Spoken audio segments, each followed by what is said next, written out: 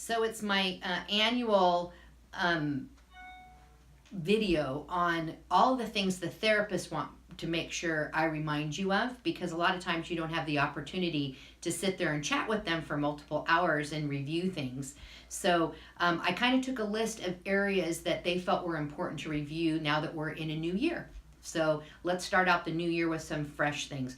Therapists wanted me to remind you, if they give you a recommendation or a home program to complete, please complete it. They've spent a lot of time doing that, and they're planning that as a building block to accomplishing the goals for your kiddo.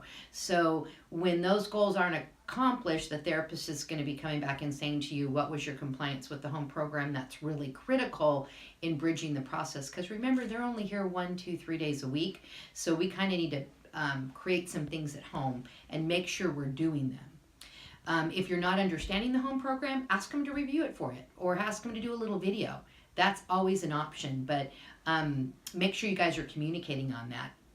Second point they brought up is they said, please, please, please don't cancel treatment because your primary therapist is out. They use that opportunity, and they specifically select the substitution therapist. It's just not random, but they're using that opportunity for your child to learn to work with somebody they're less familiar with.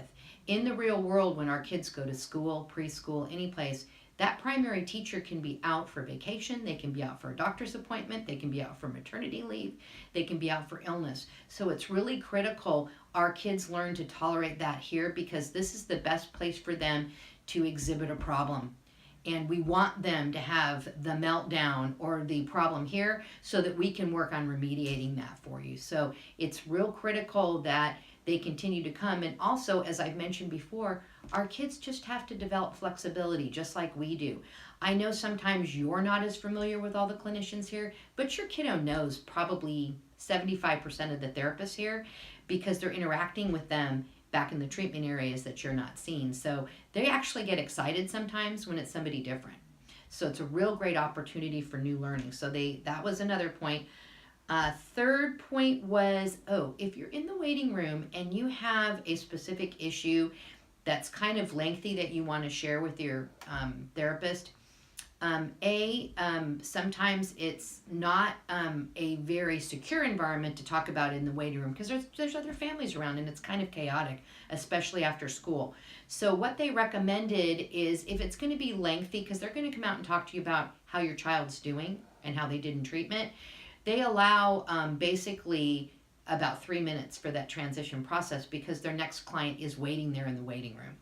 So if it's going to be a lengthy concern, I recommend that you email it in so they have some time to really think about it and not give you an off-the-cuff quick answer because there's somebody else waiting to go into treatment. And we want to be sensitive to that, because if you were that family waiting, you wouldn't be very happy if your therapist was engaged with someone else during your time. So pop those emails in, but realize the therapists are seeing probably 30 kids a week. So if everybody's doing that, they're spending a half a day responding to emails. So it's not really set up to be an ongoing chain. It's just set up to make sure that communication is happening. And they will be more than happy to pass that on to other providers, or you can copy the other providers in if you're seeing 2 or 3 disciplines in the clinic. So they wanted me to remind you of that.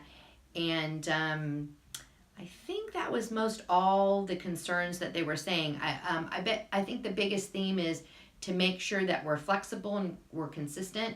At Cutting Edge, we really strive for 110% quality and customer service here. But we are human, and that being said, sometimes things do slip through the cracks. Not all the time. We have a large volume of patients and a large volume of treaters.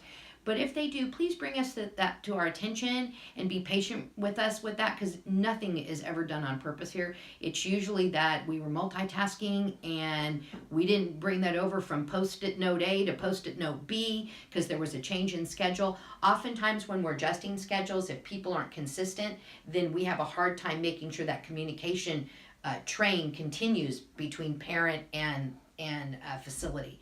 So I always say better to over communicate than under communicate. And like I said, we're going to be the first people to apologize because we know we make mistakes, but our heart's really in the right place. We really want to be able to bless our families and our kids.